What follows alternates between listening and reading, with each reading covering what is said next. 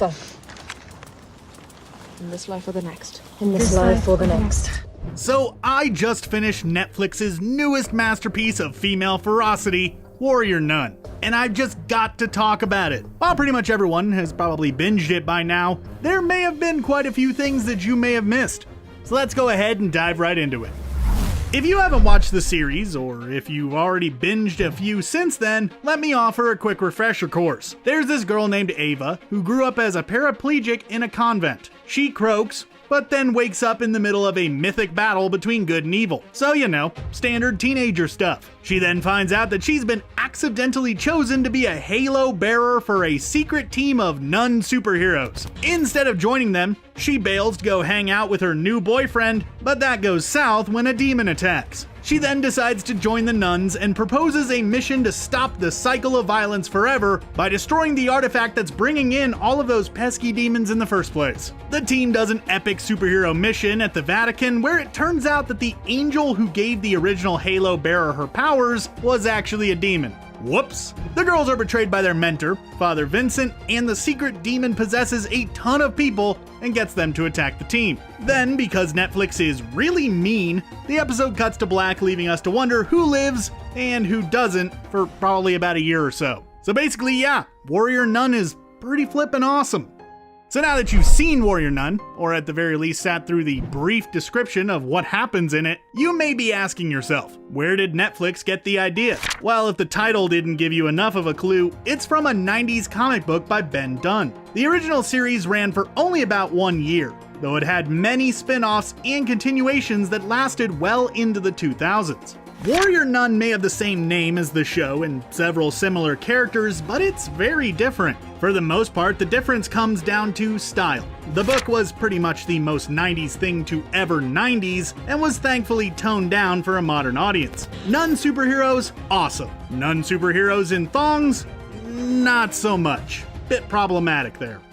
Now, the show is not subtle about being a different story than the comic. If you remember, the series kicks off with the Warrior Sisters bringing in their injured leader. Well, it turns out that this leader, Sister Shannon, was actually the main character in the comic. She loses her life and propels the narrative forward to a new Halo bearer. The decision was made to make it clear from the get-go to fans of the comics that the TV show was going in a completely different direction. It may continue to take inspiration from the long-running comic, but don't expect it to pick up any direct cues from it. Warrior Nun, like its main character, has little interest in tradition, but a lot of interest in doing its own thing.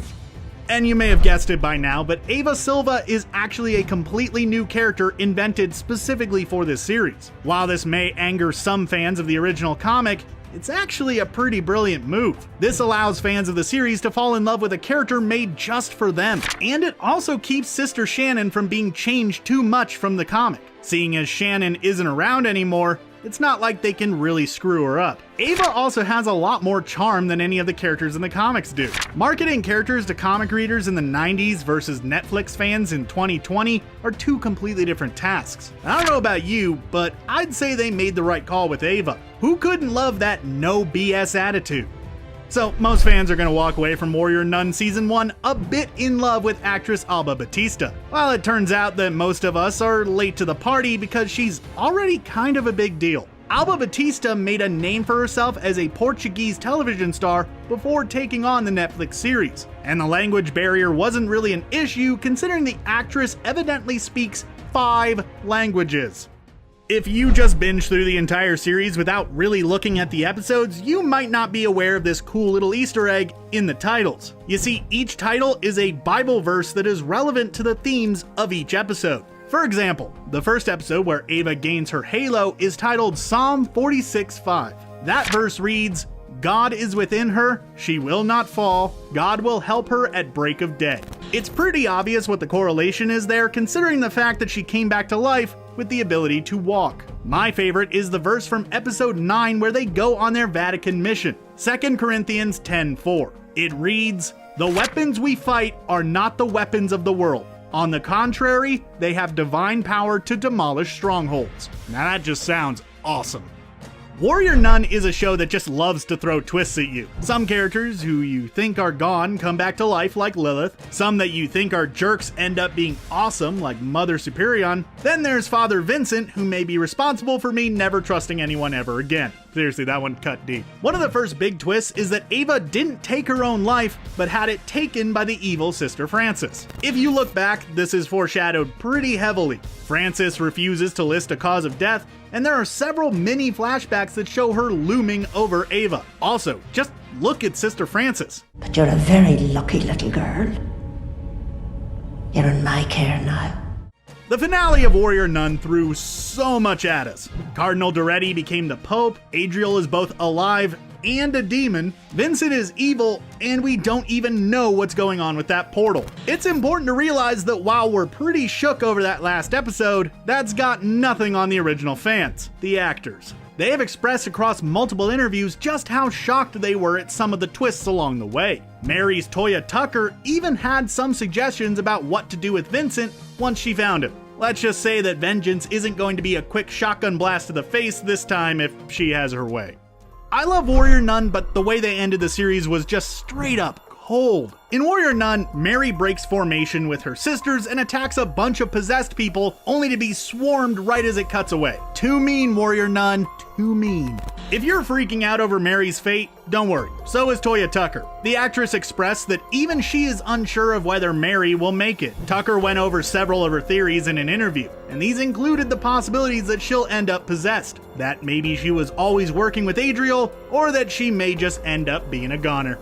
I hate to break it to you guys, but as far as I know, there isn't actually an organization of demon-slaying nuns. I know, that's pretty disappointing. That being said, the idea for Warrior Nun came from real-life fighting nuns. Evidently, there was a New York Times article about nuns that trained in Taekwondo in Hell's Kitchen. The article was read by Ben Dunn, and the Warrior Nun was born.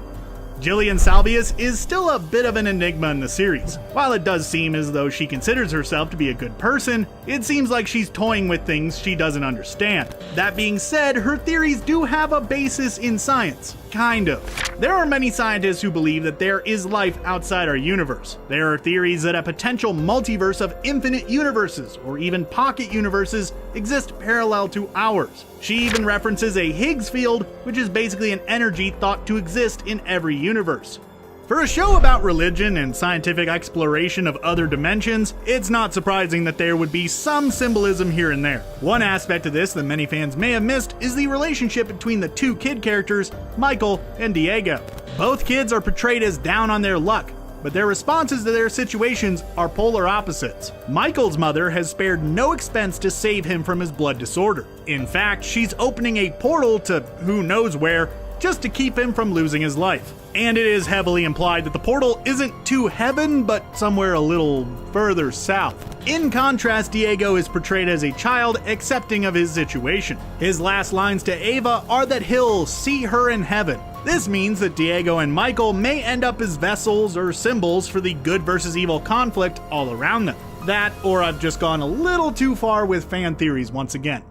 Part of the appeal of Warrior Nun is all of those beautiful shots of beaches and gorgeous buildings. That's because, if you haven't already guessed it, the show was filmed on location in Spain. The show didn't have the wildest budget in the world, so filming in beautiful locales made up for a lot of weaker production values. Who cares if those demons look like something out of a PS2 game? The churches they're fighting in are so pretty. It also gives the first half of the season a lot more flavor, considering the fact that it was pretty light on the demon slaying. If I could ask for one thing and one thing alone from Season 2, it would be that we'd get more Sister Beatrice. The butt-kicking nun proved to be one of the kindest to Ava, despite the fact that she's all kinds of deadly. Evidently, if the show gets a second season, Beatrice is going to get a lot more to do. Most importantly, the series hints at Beatrice's sexual orientation without really committing to it. A lot of fans want to see this fleshed out, and it appears that the showrunner agrees. So, is it time for Season 2 yet? I'm getting really tired of waiting. Warrior Nun had a pretty strong first season, but there was one aspect of it that fans and critics alike both hated. That's right, I'm talking about Ava's annoying monologues. Evidently, this choice wasn't originally in the script, but was added later on into the series. The logic behind it was that there was just so much going on that they were worried that audiences wouldn't understand what Ava was thinking without an internal monologue. I think I can speak for all Warrior Nun fans when I say this: we understood. Please don't do any more monologues. So, most of the characters in the show have at least vaguely biblical names. Shotgun Mary being the most obvious. Lilith's name also comes from biblical legend, and that might answer some questions as to where her story is headed. The story goes that Lilith was the first woman before Eve. Her and Adam didn't exactly get on too well, so Eve was created as a replacement. From there, Lilith was often described as a mother of demons or a demon herself. A woman rejected from her destiny and replaced by someone new sounds a lot like our Lilith. One of the biggest unsolved mysteries has to do with the enigmatic Mother Superior. While it seemed like she was an antagonist for most of the series, it turned out that she was actually a better person than Father Vincent. We also learned that she once tried to be a halo bearer but was rejected somehow. This means that we have to have a flashback of some sort explaining what exactly happened to her. There's also the matter of that gnarly facial scar that she's rocking. So those fights in Warrior Nun are no joke, right? That's because our favorite actresses went through extensive training to be able to pull off the amazing stunts that their superhero characters had to do. Evidently, for many of the actresses, training started as soon as they got off the plane. They learned how to properly handle their weapons and clear a room so that they would look very professional once it was time to fight. Unlike her co-stars, Alba Batista didn't have to train as much. Considering the fact that her powers are mostly CGI, this makes a lot of sense. Apparently, she provided a lot of moral support though, so that's something. If you thought that Jillian looked a little familiar throughout the first season, don't worry, so did I. I really didn't want to open up the IMDb on her, but about halfway through the season, I gave up. It turns out that she had quite the career before she was opening portals to new dimensions. If you've seen movies like The American or the criminally underrated In Bruges, you probably recognized her for her supporting roles in those films. She was also, most recently, in Jennifer Lawrence's Red Sparrow, which is definitely not underrated at all. Warrior Nun is a step up from that, to be sure.